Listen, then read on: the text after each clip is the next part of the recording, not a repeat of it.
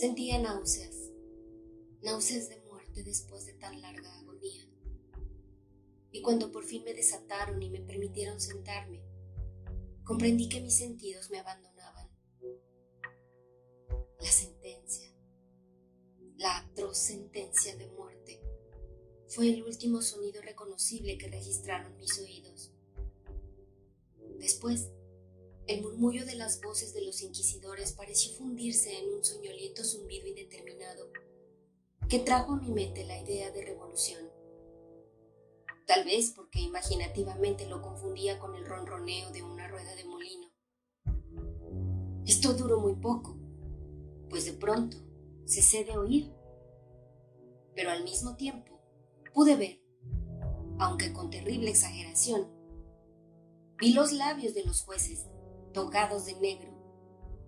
Me parecieron blancos, más blancos que la hoja sobre la cual trazo estas palabras, y finos hasta lo grotesco, finos por la intensidad de su expresión de firmeza, de inmutable resolución, de absoluto desprecio hacia la tortura humana.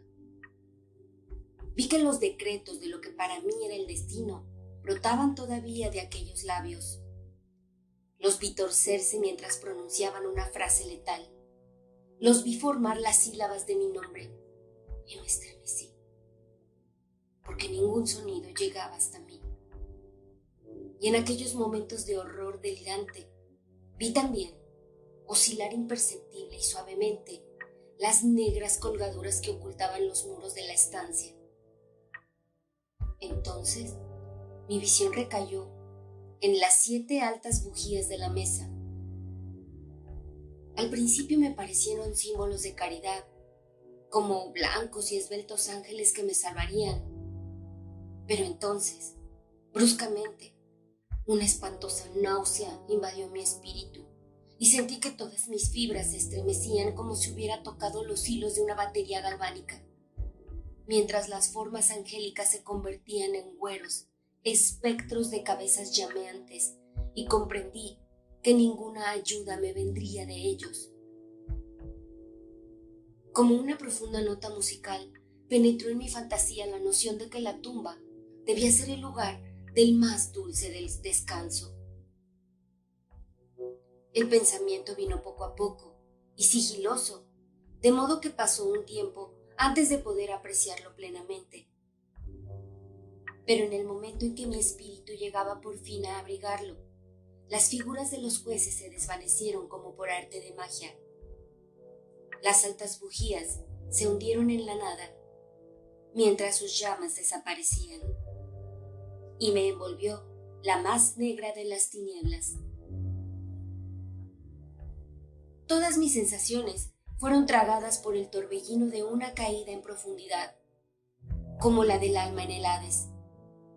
Y luego, el universo no fue más que silencio, calma y noche. Me había desmayado. Pero no puedo afirmar que hubiera perdido completamente la conciencia. No trataré de definir lo que me quedaba de ella, y menos describirla, pero no la había perdido por completo. En el más profundo sopor, en el delirio, en el desmayo, hasta la muerte, hasta la misma tumba. No todo se pierde, o bien no existe la inmortalidad para el hombre. Cuando surgimos del más profundo de los sopores, rompemos la tela sutil de algún sueño. Y sin embargo, un poco más tarde, tan frágil puede haber sido aquella tela, no nos acordamos de haber soñado. Cuando volvemos a la vida después de un desmayo, pasamos por 2 momentos. Primero, el del sentimiento de la existencia mental o espiritual. Segundo, el de la existencia física.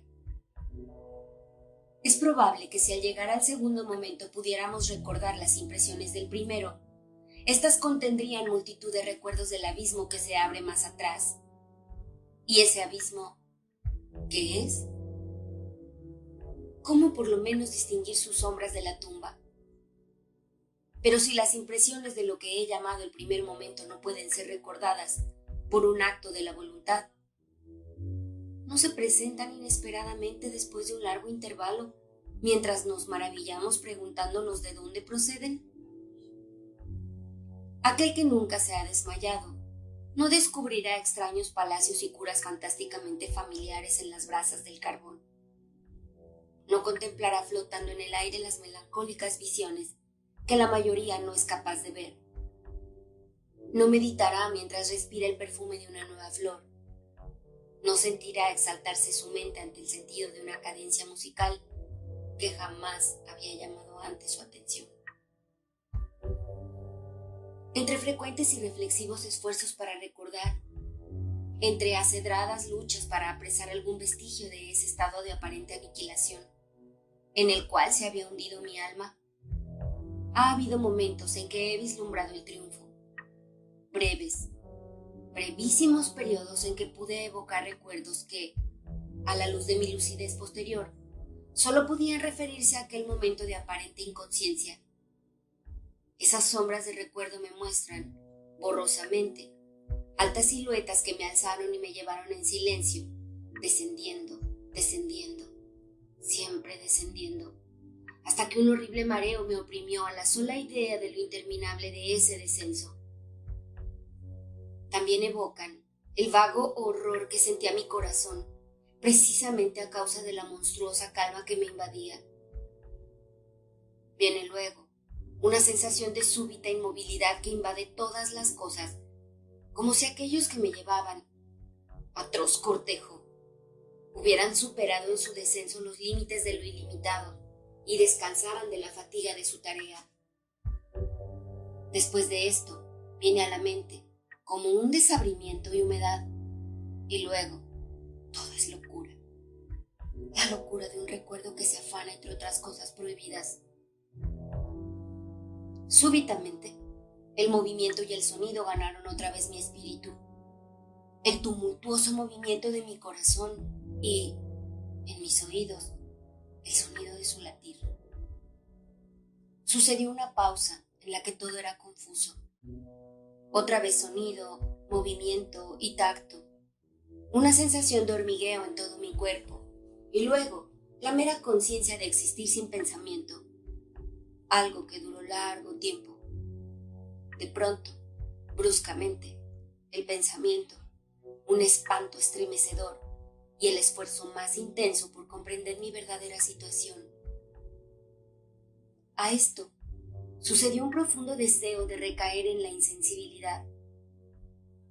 Otra vez, un violento revivir del espíritu y un esfuerzo por moverme hasta conseguirlo. Y entonces, el recuerdo vivido del proceso, los jueces, las colgaduras negras, la sentencia, la náusea, el desmayo y total olvido de lo que siguió, de todo lo que tiempos posteriores y un obstinado esfuerzo me han permitido vagamente recordar. Hasta ese momento no había abierto los ojos. Sentí que yacía de espaldas y que no estaba atado. Alargué la mano, que cayó pesadamente sobre algo húmedo y duro. La dejé allí algún tiempo, mientras trataba de imaginarme dónde me hallaba y qué era de mí. Ansiaba abrir los ojos, pero no me atrevía, porque me espantaba esa primera mirada a los objetos que me rodeaban. No es que temiera contemplar cosas horribles, pero me horrorizaba la posibilidad de que no hubiese nada que ver. Por fin, lleno de atroz angustia mi corazón, abrí de golpe los ojos y mis peores suposiciones se confirmaron. Me rodeaba la tiniebla de una noche eterna. Luché por respirar. Lo intenso de aquella oscuridad parecía oprimirme y sofocarme. La atmósfera era de una intolerable pesadez. Me quedé inmóvil, esforzándome por razonar. Evoqué el proceso de la Inquisición, buscando deducir mi verdadera situación a partir de ese punto. La sentencia había sido pronunciada. Tenía la impresión de que desde entonces había transcurrido largo tiempo. Pero ni siquiera por un momento me consideré verdaderamente muerto. Semejante suposición, no obstante lo que leemos en los relatos ficticios, es por completo incompatible con la verdadera existencia. ¿Pero dónde y en qué situación me encontraba? Sabía que, por lo regular, los condenados morían de un auto de fe, y uno de estos acababa de realizarse la misma noche de mi proceso. ¿Me habrían devuelto a mi calabozo a la espera del próximo sacrificio, que no se cumpliría hasta varios meses más tarde? Al punto, vi que era imposible. En aquel momento había una demanda inmediata de víctimas y, además, mi calabozo, como todas las celdas de los condenados en Toledo, tenía el piso de piedra y la luz no había sido completamente suprimida. Una horrible idea hizo que la sangre se agolpara a torrentes en mi corazón y por un breve instante recaí en la insensibilidad. Cuando me repuse, temblando compulsivamente, me levanté y tendí desatinadamente los brazos en todas direcciones.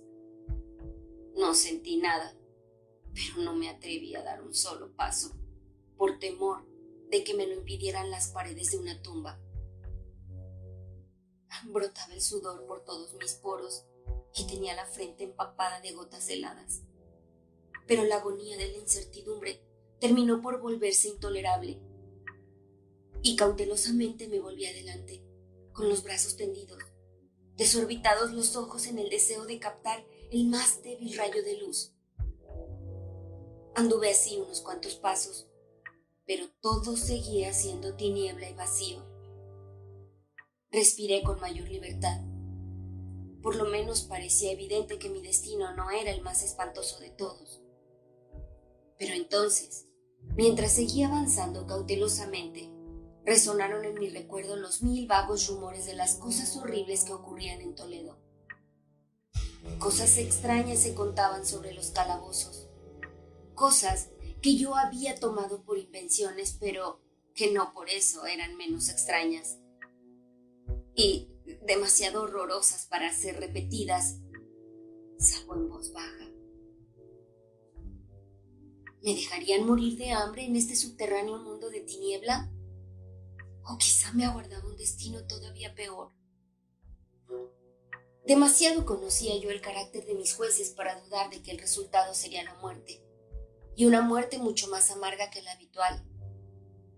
Todo lo que me preocupaba y me enloquecía era el modo y la hora de esa muerte. Mis manos extendidas tocaron por fin un obstáculo sólido. Era un muro, probablemente de piedra, sumamente liso, viscoso y frío. Me puse a seguirlo, avanzando con toda la desconfianza que antiguos relatos me habían inspirado. Pero esto no me daba oportunidad de asegurarme de las dimensiones del calabozo, ya que daría toda la vuelta y retornaría al lugar de partida sin advertirlo. Hasta tal punto era uniforme y lisa la pared. Busqué, pues, el cuchillo que llevaba conmigo cuando me condujeron a las cámaras inquisitoriales. Había desaparecido, y en lugar de mis ropas tenía puesto un saco de burda estameña. Había pensado hundir la hoja en alguna juntura de la mampostería a fin de identificar mi punto de partida, pero de todos modos la dificultad carecía de importancia, aunque en el desorden de mi mente me pareció insuperable en el primer momento. Arranqué un pedazo del ruedo del sayo y lo puse bien extendido y en ángulo recto con respecto al muro. Luego de tentar toda la vuelta de mi celda, no dejaría de encontrar el jirón al completar el circuito. Tal es lo que por lo menos pensé, pues no había contado con el tamaño del calabozo y con mi debilidad. El suelo era húmedo y resbaladizo. Avancé, titubeando un trecho, pero luego trastabillé y caí. Mi excesiva fatiga me indujo a permanecer postrado en el sueño, que no tardó en dominarme. Al despertar y extender un brazo, hallé junto a mí un pan y un cántaro de agua. Estaba demasiado exhausto para reflexionar acerca de esto, pero comí y bebí ávidamente. Poco después, reanudé mi vuelta al calabozo y con mucho trabajo llegué, por fin, al pedazo de estameña. Hasta el momento de caer al suelo, había contado 52 pasos y al reanudar mi vuelta, otros 48, hasta llegar al trozo de género. Había, pues, un total de 100 pasos. Contando una yarda por cada 2 pasos, calculé que el calabozo tenía un circuito de 50 yardas. No obstante, había encontrado numerosos ángulos de pared, de modo que no podía hacerme una idea clara de la forma de la cripta, a la que llamo así, pues no podía impedirme pensar que lo era. Poca finalidad y menos esperanza tenían estas investigaciones, pero una vaga curiosidad me impedía continuarlas. Apartándome de la pared, resolví cruzar el calabozo por uno de sus diámetros. Avancé al principio con suma precaución, pues aunque el piso parecía de un material sólido, era peligrosamente resbaladizo a causa del limo. Cobré ánimo, sin embargo, y terminé caminando con firmeza, esforzándome por seguir una línea todo lo recta posible. Había avanzado 10 o 12 pasos en esta forma, cuando el ruedo desgarrado del sayo se me enredó en las piernas. Trastabillando, caí violentamente de bruces.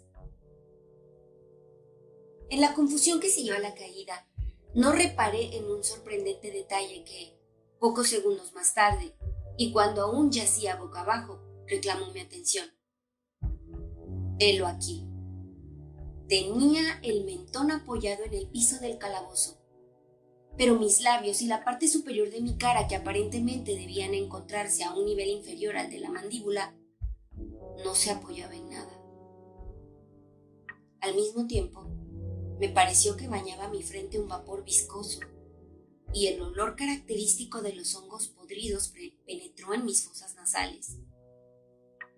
Tendí un brazo y me estremecí al descubrir que me había desplomado exactamente al borde de un pozo circular, cuya profundidad me era imposible descubrir por el momento. Tanteando en la mampostería que bordeaba el pozo, logré desprender un menudo fragmento y lo tiré al abismo. Durante largos segundos escuché cómo repercutía al golpear en su descenso las paredes del pozo. Hubo por fin un chapoteo en el agua, al cual sucedieron sonoros ecos. En ese mismo instante, oí un sonido semejante al de abrirse y cerrarse rápidamente una puerta en lo alto, mientras un débil rayo de luz cruzaba instantáneamente la tiniebla y volvía a desvanecerse con la misma precipitación. Comprendí claramente el destino que me habían preparado y me felicité de haber escapado a tiempo gracias al oportuno accidente. Un paso más antes de mi caída y el mundo no hubiera vuelto a saber de mí. La muerte a la que acababa de escapar tenía justamente las características que yo había rechazado como fabulosas y antojadizas en los relatos que circulaban cerca de la Inquisición. Para las víctimas de su tiranía, se reservaban 2 especies de muerte. Una, llena de horrorosos sufrimientos físicos, y otra, acompañada de sufrimientos morales todavía más atroces. Yo estaba destinado a esta última. Mis largos padecimientos me habían desequilibrado los nervios, al punto que bastaba el sonido de mi propia voz para hacerme temblar, y por eso constituía, en todo sentido, el sujeto ideal para la clase de torturas que me aguardaban. Estremeciéndome de pies a cabeza, me arrastré hasta volver a tocar la pared, resuelto a perecer allí antes que arriesgarme otra vez a los horrores de los pozos, ya que mi imaginación concebía ahora más de uno, situados en distintos lugares del calabozo. De haber tenido otro estado de ánimo, tal vez me hubiera alcanzado el coraje para acabar de una vez con mis desgracias, precipitándome en uno de esos abismos. pero había llegado a convertirme en el peor de los cobardes. Y tampoco podía olvidar lo que había leído sobre esos pozos. Esto es, que su horrible disposición impedía que la vida se extinguiera de golpe. La agitación de mi espíritu me mantuvo despierto durante largas horas, pero finalmente acabé por adormecerme. Cuando desperté, otra vez, había a mi lado un pan y un cántaro de agua. Me consumía una sed ardiente y de un solo trago vacié el jarro. El agua debía contener alguna droga, pues apenas la hube bebido me sentí irresistiblemente adormilado. Un profundo sueño cayó sobre mí, un sueño como el de la muerte. No sé, en verdad, cuánto duró, pero cuando volví a abrir los ojos, los objetos que me rodeaban eran visibles, gracias a un resplandor sulfuroso, cuyo origen me fue imposible determinar al principio. Pude contemplar la extensión y el aspecto de mi cárcel. Mucho me había equivocado sobre su tamaño. El circuito completo de los muros no pasaba de unas 25 yardas. Durante unos minutos, esto me llenó de una vana preocupación. Vana, sí, pues nada podía tener menos importancia en las terribles circunstancias que me rodeaban que las simples dimensiones del calabozo. Pero mi espíritu se interesaba extrañamente en nimiedades y me esforcé por descubrir el error que había podido cometer en mis medidas. Por fin se me reveló la verdad. En la primera tentativa de exploración, había contado 52 pasos hasta el momento en que caí al suelo.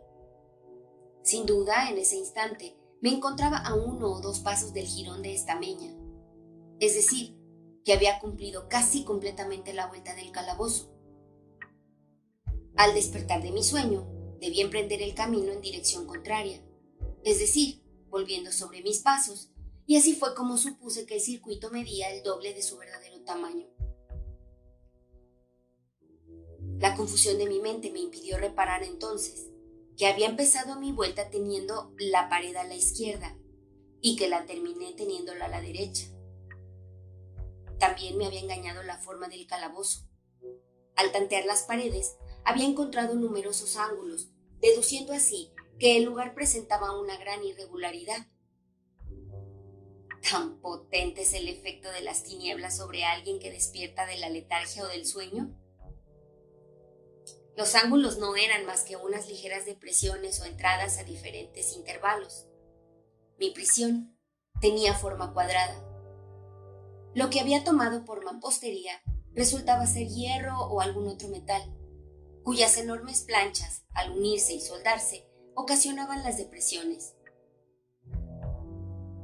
La entera superficie de esta celda metálica aparecía toscamente pintarrajeada con todas las horrendas y repugnantes imágenes de la sepulcral superstición de los monjes habían sido capaces de concebir. Las figuras de demonios amenazantes, de esqueletos y otras imágenes todavía más terribles recubrían y desfiguraban los muros. Reparé en que las siluetas de aquellas monstruosidades estaban bien delineadas, pero que los colores parecían borrosos y vagos, como si la humedad de la atmósfera los hubiese afectado. Noté asimismo que el suelo era de piedra. En el centro se abría el pozo circular de cuyas fauces, abiertas como si bostezara, acababa de escapar. Pero no había ningún otro en el calabozo.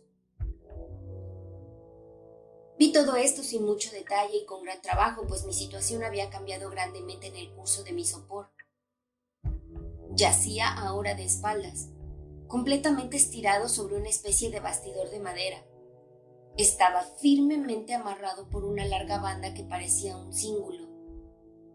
Pasaba dando muchas vueltas por mis miembros y mi cuerpo, dejándome solamente en libertad la cabeza y el brazo derecho, que con gran trabajo podía extender hasta los alimentos colocados en un plato de barro a mi alcance. Para mayor espanto, vi que se habían llevado el cántaro de agua, y digo espanto porque la más intolerable sed me consumía. Por lo visto, la intención de mis torturadores era estimular esa sed, pues la comida del plato consistía en carne sumamente condimentada. Mirando hacia arriba, observé el techo de mi prisión. Tendría unos 30 o 40 pies de alto, y su construcción se asemejaba a la de los muros. En uno de sus paneles aparecía una extraña figura que se apoderó por completo de mi atención.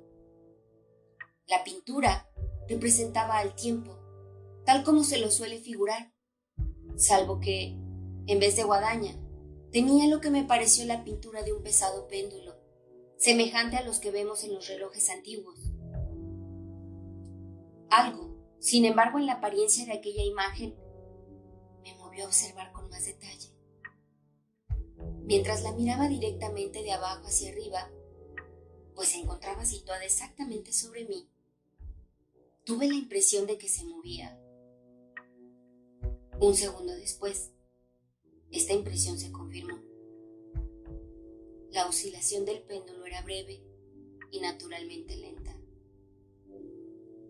Lo observé durante un rato con más perplejidad que temor. Cansado, al fin de contemplar su monótono movimiento, volví los ojos a los restantes objetos de la celda. Un ligero ruido atrajo mi atención y, mirando hacia el piso, vi cruzar varias enormes ratas. Habían salido del pozo, que se hallaba al alcance de mi vista sobre la derecha. Aún entonces, mientras las miraba, siguieron saliendo en cantidades, presurosas y con ojos famélicos atraídas por el olor de la carne. Me dio mucho trabajo ahuyentarlas del plato de comida. Habría pasado una media hora, quizá una hora entera, pues solo tenía una noción imperfecta del tiempo antes de volver a fijar los ojos en lo alto. Lo que entonces vi me confundió y me llenó de asombro. La carrera del péndulo había aumentado aproximadamente en 1 yarda. Como consecuencia natural, su velocidad era mucho más grande. Pero lo que me perturbó fue la idea de que el péndulo había descendido perceptiblemente. Noté, ahora, y es inútil agregar con cuánto horror, que su extremidad inferior estaba constituida por una media luna de reluciente acero, cuyo largo de punta a punta alcanzaba a un pie. Aunque afilado como una navaja, el péndulo parecía macizo y pesado, y desde el filo se iba ensanchando hasta rematar en una ancha y sólida masa. Hallábase fijo a un pesado vástago de bronce, y todo el mecanismo silbaba al balancearse en el aire. Ya no me era posible dudar del destino que me habría preparado el ingenio de los monjes para la tortura. Los agentes de la Inquisición habían advertido mi descubrimiento del pozo. El pozo, sí, cuyos horrores estaban destinados a un recusante tan obstinado como yo.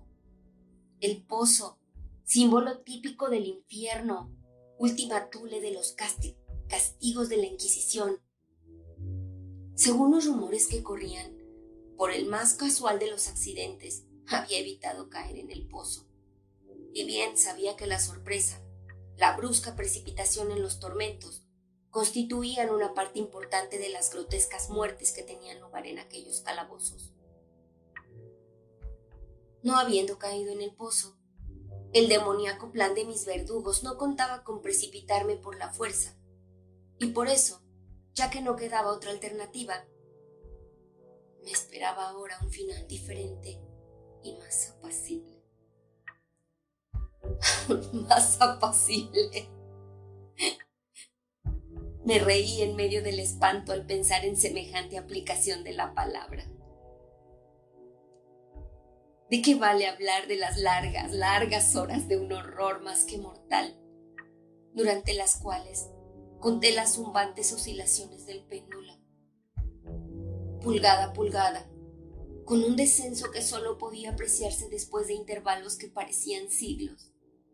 Más y más íbase aproximando.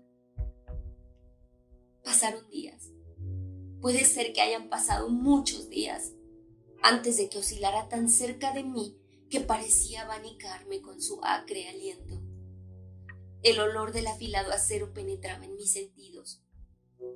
Supliqué, fatigando al cielo con mis ruegos, para que el péndulo descendiera más velozmente. Me volví loco, me exasperé e hice todo lo posible por enderezarme y quedar en el camino de la horrible cimitarra. Y después caí en una repentina calma y me mantuve inmóvil, sonriendo a aquella brillante muerte como un niño a un bonito juguete. Siguió otro intervalo de total insensibilidad. Fue breve, pues al resbalar otra vez en la vida, noté que no se había producido ningún descenso perceptible del péndulo. Podía, sin embargo, haber durado mucho, pues bien sabía que aquellos demonios estaban al tanto de mi desmayo y que podían haber detenido el péndulo a su gusto. Al despertarme, me sentí inexpresablemente enfermo y débil, como después de una prolongada inanición. Aún en la agonía de aquellas horas, la naturaleza humana ansiaba alimento. Con un penoso esfuerzo, alargué el brazo izquierdo, todo lo que me lo permitían mis ataduras, y me apoderé de una pequeña cantidad que habían dejado las ratas. Cuando me llevaba una porción a los labios, pasó por mi mente un pensamiento apenas esbozando de alegría, de esperanza. Pero, ¿qué tenía yo que ver con la esperanza? Era aquel, como digo, un pensamiento apenas formado. Muchos así tiene el hombre que no llega a completarse jamás. Sentí que era de alegría, de esperanza, pero sentí al mismo tiempo que acababa de extinguirse en plena elaboración. Vanamente luché por alcanzarlo, por recobrarlo. El prolongado sufrimiento había aniquilado casi por completo mis facultades mentales ordinarias. No era más que un imbécil, un idiota.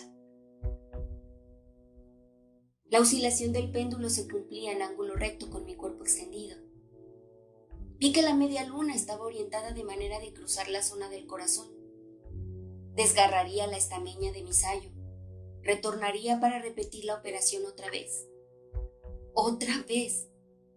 A pesar de su carrera terriblemente amplia, 30 pies o más, y la sibilante violencia de su descenso, capaz de romper aquellos muros de hierro, todo lo que haría durante varios minutos sería cortar mi sayo.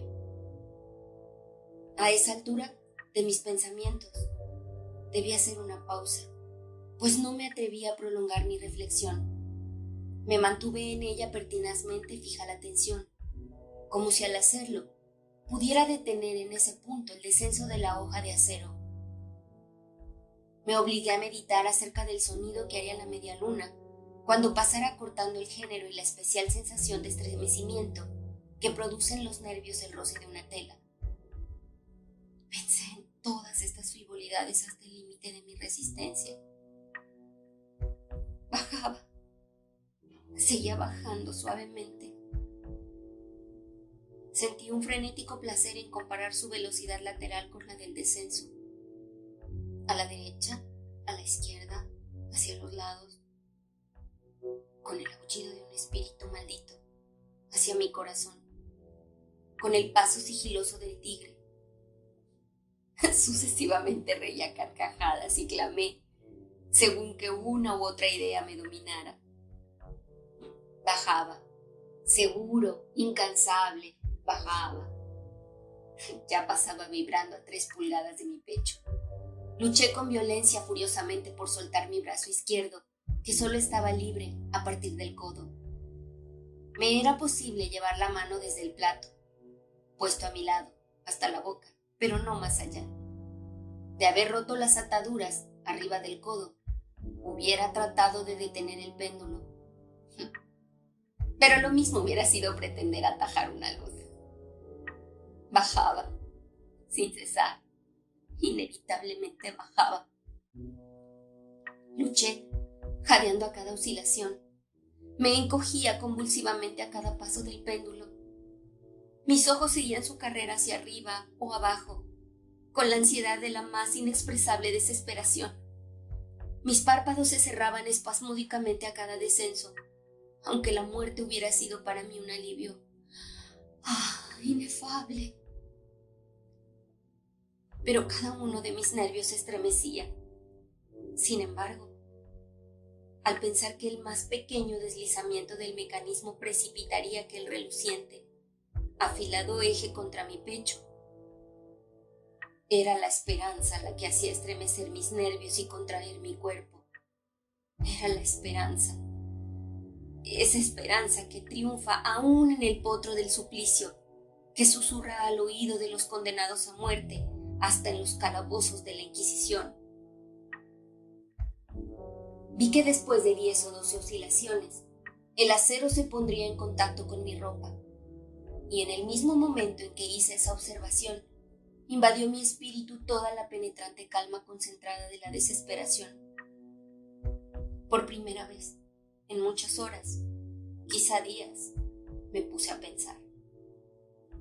Acudió a mi mente la noción de que la banda o cíngulo que me daba, que me ataba, era de una sola pieza. Mis ligaduras no estaban constituidas por cuerdas separadas. El primer roce de la afiladísima media luna sobre cualquier porción de la banda bastaría para soltarla, y con la ayuda de mi mano izquierda podría desatarme del todo. Pero cuán terrible en ese caso es la proximidad del acero, cuán letal es el resultado de la más leve lucha. Y luego, ¿era verosímil que los esbirros del torturador no hubieran previsto y prevenido esa posibilidad? ¿Cabía pensar que la atadura cruzara mi pecho en el justo lugar por donde pasaría el péndulo? Temeroso de descubrir que mi débil y al parecer postrera esperanza se frustraba, levanté la cabeza lo bastante para distinguir con claridad mi pecho.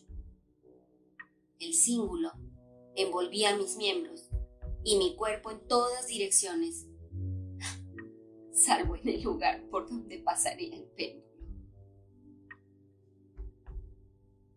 Apenas había dejado caer hacia atrás la cabeza, cuando relampagueó en mi mente algo que solo puedo describir como la informe mitad de aquella idea de liberación a que he aludido previamente, y de la cual solo una parte flotaba inciertamente en mi mente, cuando llevé la comida a mis ardientes labios.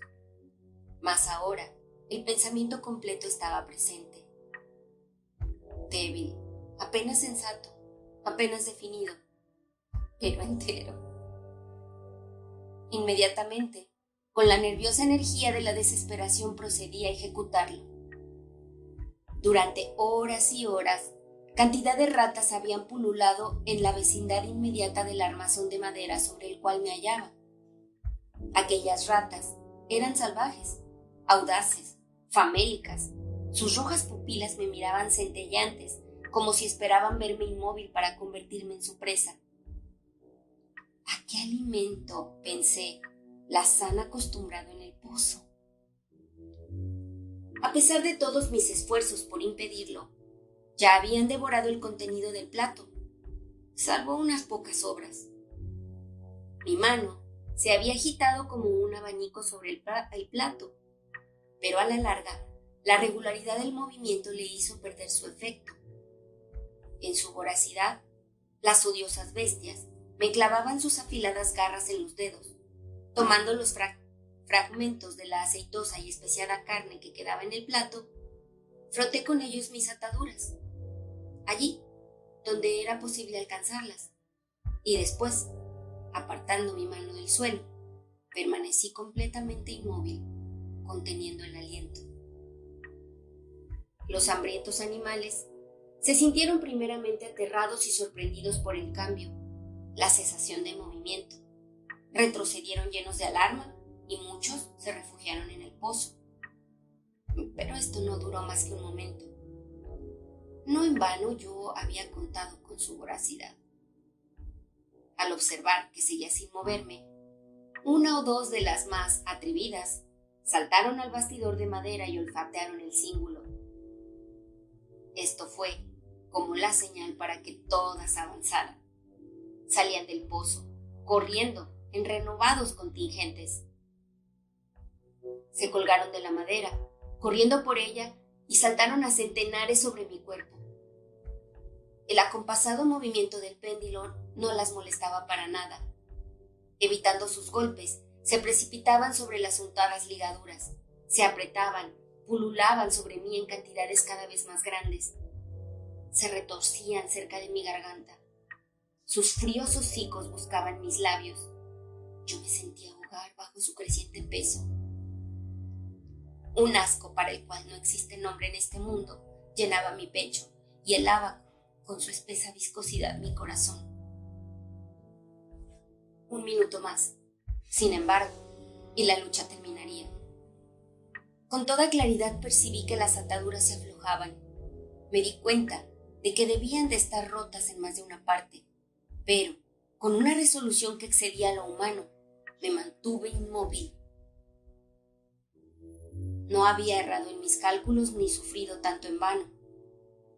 Por fin, sentí que estaba libre. El cíngulo colgaba en tiras a los lados de mi cuerpo, pero ya el paso del péndulo alcanzaba mi pecho. Había dividido la estameña de mi sayo y cortaba ahora la tela de la camisa. 2 veces más pasó sobre mí y un agudísimo dolor recorrió mis nervios, pero el momento de escapar había llegado. Apenas agité la mano, mis libertadoras huyeron en tumulto. Con un movimiento regular, cauteloso y encogiéndome todo lo posible, me deslicé lentamente fuera de mis ligaduras, más allá del alcance de la cimitarra. Por el momento, al menos estaba libre. Libre. Y en las garras de la Inquisición. Apenas me había apartado de aquel lecho de horror para ponerme de pie en el piso de piedra, cuando cesó el movimiento de la diabólica máquina, y la vi subir, movida por una fuerza invisible, hasta desaparecer más allá del techo. Aquello fue una lección que debí tomar desesperadamente a pecho. Indudablemente, espiaban cada uno de mis movimientos. Libre. Apenas se había escapado de la muerte bajo la forma de una tortura, para ser entregado a otra, que sería peor aún que la misma muerte. Pensando en eso, pasé nerviosamente los ojos por las barreras de hierro que me encerraban. Algo insólito, un cambio que al principio no me fue posible apreciar claramente, se había producido en el calabozo. Durante largos minutos, sumido en una temblorosa y vaga abstracción, me perdí en vanas y desilvanadas conjeturas. En estos momentos pude advertir por primera vez el origen de la sulfurosa luz que iluminaba la celda. Procedía de una fisura de media pulgada de ancho que rodeaba por completo el calabozo al pie de las paredes, las cuales parecían, y en realidad, estaban completamente separadas del piso. A pesar de todos mis esfuerzos, me fue imposible ver nada a través de la abertura. Al ponerme otra vez de pie, comprendí de pronto el misterio del cambio que había advertido en la celda. Ya he dicho que, si bien las siluetas de las imágenes pintadas en los muros eran suficientemente claras, los colores parecían borrosos e indefinidos. Pero ahora, esos colores habían tomado un brillo intenso y sorprendente, que crecía más y más y daba a aquellas espectrales y diabólicas imágenes un aspecto que hubiera quebrado nervios más resistentes que los míos. Ojos demoníacos de una salvaje y aterradora vida me contemplaban fijamente desde 1000 direcciones, donde ninguno había sido antes visible, y brillaban con el cárdeno resplandor de un fuego que mi imaginación no alcanzaba a concebir como irreal. ¡Irreal! Al respirar, llegó a mis narices el olor característico del vapor que surgía del hierro recalentado. Aquel olor sofocante invadía más y más la celda. Los sangrientos horrores representados en las paredes empezaron a ponerse rojos. Yo jadeaba, tratando de respirar. Ya no me cabía duda sobre la intención de mis torturadores. Ah, los más implacables, los más demoníacos entre los hombres. Corrí hacia el centro de la celda, alejándome del metal ardiente. Al encarar en mi pensamiento la horrible destrucción que me aguardaba, la idea de la frescura del pozo invadió mi alma como un bálsamo. Corrí hasta su borde mortal. Esforzándome miré hacia abajo. El resplandor del ardiente techo iluminaba sus más recónditos huecos, y sin embargo, durante un horrible instante, mi espíritu se negó a comprender el sentido de lo que veía. Pero al fin, ese sentido se abrió paso. Avanzó poco a poco hasta mi alma, hasta arder y consumirse en mi estremecida razón. ¡Oh, poder expresarlo! ¡Oh, espanto! Todo menos eso. Con un alarido, salté hacia atrás y hundí mi cara en las manos, sollozando amargamente. El calor crecía rápidamente y una vez más miré a lo alto, temblando como en un ataque de calentura. Un segundo cambio acababa de producirse en la celda, y esta vez el cambio tenía que ver con la forma. Al igual que antes, fue inútil que me esforzara por apreciar o entender inmediatamente lo que estaba ocurriendo.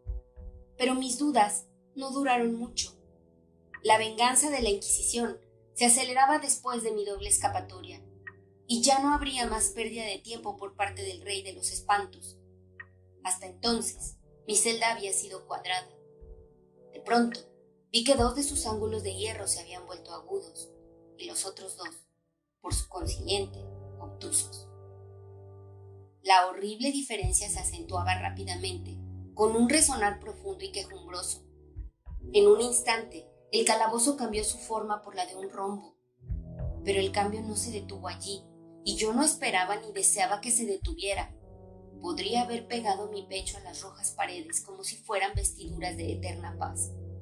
¡La muerte!, clamé. Cualquier muerte, menos la del pozo. ¡Insensato!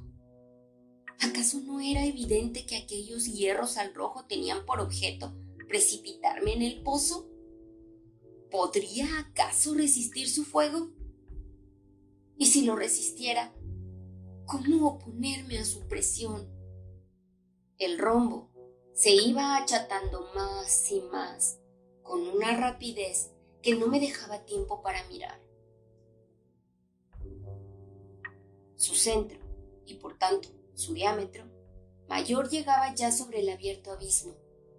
Me eché hacia atrás, pero las movientes paredes me obligaban irresistiblemente a avanzar.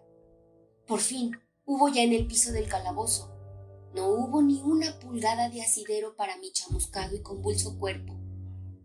Cesé de luchar, pero la agonía de mi alma se expresó en un agudo, prolongado alarido final de desesperación.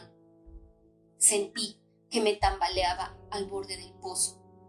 Desvié la mirada y oí un discordante clamoreo de voces humanas. Resonó poderoso un toque de trompetas. Escuché un áspero chirriar semejante al de 1000 truenos. Las terribles paredes retrocedieron. Una mano tendida sujetó mi brazo en el instante en que, desmayado, me precipitaba al abismo. Era la del general Lasalle. El ejército francés acababa de entrar en Toledo. La Inquisición estaba en poder de sus enemigos.